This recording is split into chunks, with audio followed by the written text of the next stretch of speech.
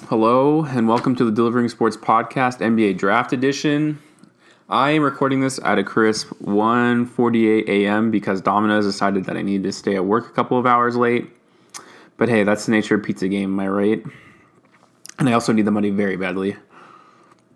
On a quick side note, if you order a pizza, please do not stand in the front of your house amidst the darkest shadows of the night, because I do not need to have a heart attack at the age of 21 years old. And that's exactly what happened to me tonight, and I thought I was going to die.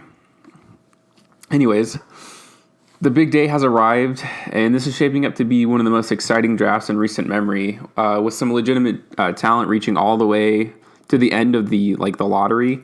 Every pick has a lot of question marks associated with them, which stimulates the trading activity due to the various scouting reports that these teams have created for themselves and everything like that. The only sure thing in the draft seems to be the first overall picks, which the Suns will be selecting big man DeAndre Ayton from Arizona. The guy looks like a legitimate force down below and is definitely looking to expand his range to the three-point line. The important part of his game is definitely going to be his ability to guard the perimeter. This is especially important against teams such as the Golden State Warriors, who are obviously known for a small ball version of basketball. If DeAndre Ayton can stay on the floor against a team such as the Warriors, can definitely take advantage of the mismatches in the post and the rebounding game. If the Warriors were forced to match up with Ayton, they would definitely be reaching towards the bottom of their bench and playing their 11th or 12th best player versus their deadly six-man rotation with Andre Iguodala that they often show. So as long as clearly the benefit of it would be the Warriors aren't playing their best style of basketball and they're also not playing their best players, and then Ayton himself could take advantage, especially if he's playing against some of their worst players, because they're not going to have Zaza Pachulia and JaVale McGee around all the time. They're going to have to keep picking up random guys, So I think that's really interesting and definitely could be exploited. And not that the Warriors are going to be Ayton's only advantage. It's just that's a very prominent example, especially because the rest of the league seems to be moving towards this idea of the small ball lineup, obviously. So if he can stay in the perimeter with guards, for the most part, probably more small forwards and everything like that, it could be a huge advantage for the Suns. And that pick and roll with Devin Booker, obviously, that's going to be the whole thing. People are saying it's next Kobe and Shaq, but I don't buy into all that stuff. Let's just see how they play on the floor together. Past the number one pick, it's pretty much anyone's guess. The Kings seem pretty comfortable in taking Bagley at 2, and I would assume this is going to happen. His athleticism and tenacity fit extremely well in the modern NBA. His ability to grab rebounds and defend at the 4 spot easily make him an amazing asset to pair with De'Aaron Fox, especially on the pick and roll. There have been whispers and their interest in taking Michael Porter at this spot, but Bagley seems the safer and ultimate better pick for them, and I definitely don't see them taking anyone but Michael Porter at this spot. And that's pretty straightforward if you ask me. So Atlanta's third pick is definitely going to dictate the remainder of the draft. If they were to select Luka Doncic, which does seem more and more likely from multiple reports, calls to the Grizzlies front office is going to explode as soon as they make that pick, because it's reported that 7 teams are interested in the 4th pick, and that would be under the assumption that the Atlanta Hawks don't take Luka Doncic, because the Grizzlies wouldn't pass up on Luka Doncic at that point. It would have to be something like a mind-blowing deal, but the Grizzlies obviously were planning on taking Luka Doncic in the first place, and now it kind of seems like they're kind of going back more towards trading the 4th pick, just because it doesn't seem like Luka's going to be there, and the picks basically in that range aren't interested in working out with him for whatever reason. So, and they could get rid of the Chandler Parsons contract, which is a big deal. So basically, it would be the Mo Bamba or Michael Porter Jr. kind of. I think it's the Mo Bamba sweepstakes at that point at the number 4 spot, because all these teams basically want him, and they kind of see the potential in him. If the Grizzlies were to pick Luka Doncic, so in this case we'll assume that he does fall to 4, basically would pass the torch of to Dallas for this Mo Bamba sweepstake.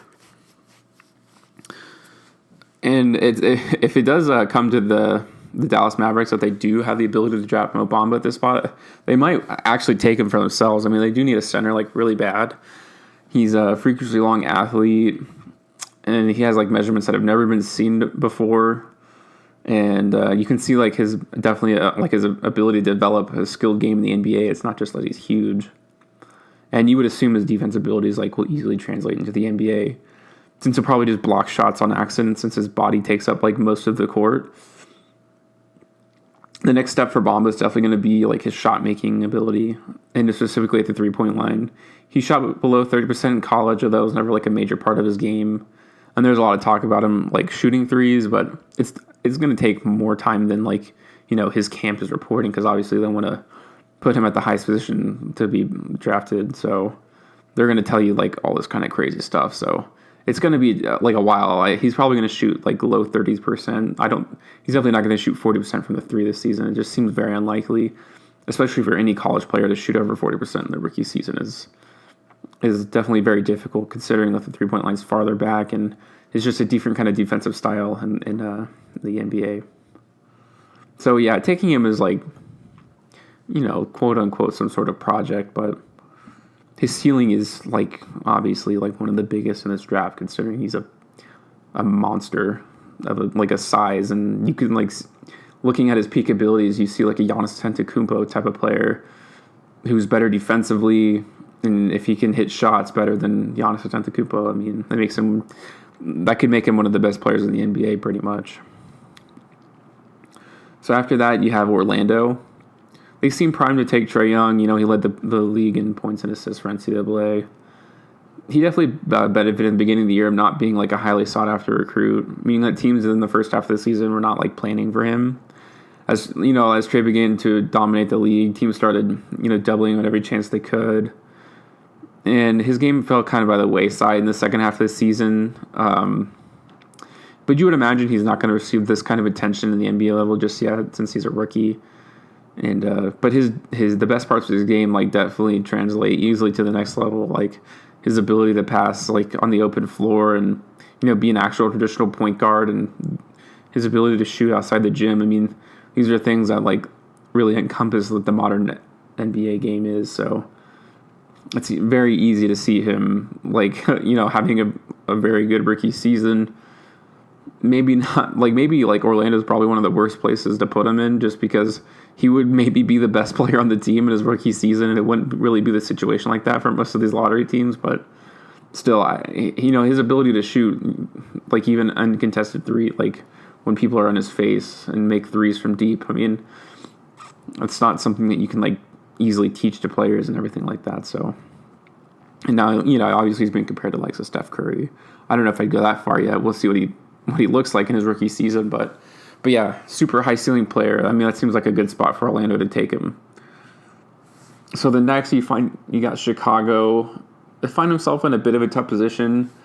They can basically choose between Wendell Carter Jr. and Michael Porter, in my eyes. Wendell Carter is definitely the more polished of the two, and has proven himself as a legitimate big man whose game can be compared to kind of like DeMarcus Cousins, I guess I would say. He doesn't exactly scream all-star, though, and his pick is definitely on the more safer side of things. He would pair well with Markkanen, as well as like help on the defensive side of things, allowing Laurie to play more freely. But on the other side of things, there's Michael Porter Jr., who has the greatest bust potential of all the draft. He was a consensus number one pick like prior to his injury, but the fact that he had that back surgery is definitely like a major flag for an NBA career. It's not like a back injury just kind of goes away, and his longevity of his career is surely like you're taking a risk on him, assuming that he's not basically going to play a full career. His back injury, if it's not this season, it's going to catch up to him at some point. Unless there's like some sort of major like advancement in modern medicine. It doesn't seem likely though. His size is like similar to, like looking past all that, his size is like similar to Kevin Durant, along with his speed and ball handling of that size. His ability to create for himself is extremely important at this level of basketball. I mean, basically it's going to come down to everyone's either going to be really glad to have passed up on him or like extremely embarrassed that they didn't pick him. It's just hard for that team to take that jump and be like, we're going to see if he's this good, It'll be interesting to see. And then the next, number 8 pick, you'd assume Cleveland's just going to take whoever's not taken by Chicago, whether it's Michael Porter Jr., Wendell Carter, who they've expressed interest in both those guys. So I think they're willing to stay patient. Just like if you want to take the risk on Michael Porter Jr., it's fine with us. We'll just take Wendell Carter. Or Trae Young were to fall back to that part. Obviously, Cleveland would probably pick him first over anybody, but definitely doesn't seem like he's going to drop back that far. So the Knicks have the number 9 pick, and this is where things get like really wonky. This is kind of the range where all the small forwards and point guards that are like they're ranked differently by every team who's drafting in the remainder of the lottery. And personally, I believe the Knicks are probably going to take Kevin Knox at this part. It's a high ceiling pick for the Knicks who need to bring in other crucial free agents like Kyrie Irving or like Kawhi Leonard next offseason. I could also equally see the Knicks taking the safer pick and of basically the entire draft and taking Mikal Bridges to kind of avoid the embarrassment of taking a bust in the draft and like avoiding scrutiny and just taking the guy who's going to get you what he gets you. It just seems like Kevin Knox has such a high ceiling, especially he's had like really, really great workouts that have pretty much brought him from like the Clippers range of picks to the top 10 like pretty easily. So this is when things are going to get like I have no idea basically. At number 10, I would see the 76ers like if Mikal Bridges is there, it's pretty safe to assume he would take him. And if the Knicks took Mikal Bridges, they'd probably take Miles. But I know the 76ers would definitely prefer like Mikal Bridges this spot. Basically to replace JJ Redick and also like to keep the solid 3-point shooting but it would also improve their team defensively, which is a really big deal. I don't think they'd mind taking a guy like Miles Bridges to add like a wild card and like position his player to complement their fast style of basketball, but like that guy, they're definitely like hoping that Mikal's there. I mean, it's just kind of like the perfect fit for them, especially like for everything that they're building up right now. And then next is Charlotte. So you would like whoever is the remainder of this Kevin Knox, like Miles Bridges, Mikal Bridges, like whoever's left of those guys is probably who the Charlotte's going to take. I mean, they need help like overall, like for every position outside of the point guard, basically. The other picks I could see would be like Shea Gilligan, Zylan Alexander, Lonnie Walker, Colin Sexton. Like these are just kind of like random names that are floated out towards the end of the lottery. And like I said, Charlotte needs help everywhere. If they were to pick a point guard, though, I think it would seriously just crush Kemba Walker's heart, who's basically given up way more than he should have for this franchise, who hasn't helped him at all. And they like have actively tried to trade him and everything like that, and he's still like super faithful to them. So you would think they'd take a wing player to complement like Nicholas Batum and like hopefully build towards something. I mean, I don't know. It's a tough spot for Kemba. Charlotte has continually proven to just not be very good at drafting. So you basically have to take one of the Knoxes or Bridges, like whatever is there, So then it comes to the Clippers pick, and they could obviously get some like real talent in this spot. It seems likely that Miles Bridges is the most likely candidate to fall out of all of this, assuming the Knicks would take, Knox, and then the 76ers would take Mikal Bridges, and then Charlotte would like throw in some sort of wild card in there. So that Miles might be there. Lonnie Walker seems very likely to be there. Robert Williams is pretty much seems like a sure pick for them. It's just he seems like a really good like power forward who would be able to like transform his game into the NBA pretty easily, especially under the wing of Doc Rivers. I think that'd be a really good pairing. And then Colin Sexton's also in there. Like in my mocks, he's falling, even though I think he's had some pretty good workouts and everything like that. It just seems like there's others like these big talents and like he's just going to fall towards the end of it. And the Clippers might be interested. I mean, there's kind of a solid point guard available there, and I guess it could kind of be their point guard of the future. Although I'm sure they would love to have Miles Bridges and Lonnie Walker in this spot. But the idea that both of them are going to be there is a little bit of a stretch. Maybe not. We'll see. I mean, that's a tough one. Like I said, like this draft's going to be shaken up a lot, especially knowing that they want to trade up too. So like this is also like could all be craziness, and they could trade both of these picks to get into the top 5 or top 8. So that's what they're looking to do. So, next is the Denver Nuggets, who have the last pick of the lottery, who also, like, super want to trade up in this draft.